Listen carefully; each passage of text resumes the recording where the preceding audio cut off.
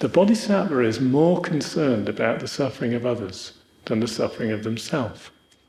The bodhisattva is thinking, if I suffer, it's not important. It's one person's suffering. When one person is suffering, one person is suffering. When countless people are suffering, that's a huge amount of suffering. Much more important to stop that suffering than to stop my own suffering. So one thing we do, as selfish people, we think to ourselves, I will become a bodhisattva when I've sorted out all my own problems and sufferings. When I've sorted out my sufferings, then I'll go on to help others. This is wrong. We will never become a bodhisattva doing that. We will never enter the bodhisattva's pathway thinking like that. We need to make a decision right now.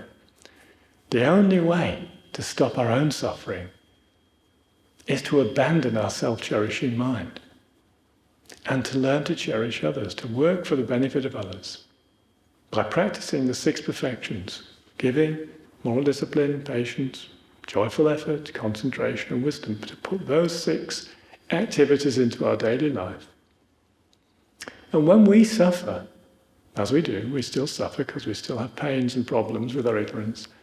Whenever we suffer, instead of thinking about ourselves, we think about others.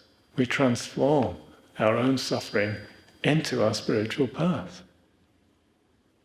You think, I have this problem right now, this pain, this difficulty, this whatever it is, this illness, I've got this problem right now. But there are countless living beings experiencing the same or even worse suffering than me. How can I bear that? How can I bear? I've got to do something to help them. What am I going to do?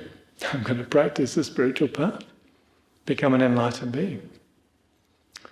It's transforming our pain and suffering into compassion, into practical compassion that moves us quickly along the spiritual path. That's how a bodhisattva thinks.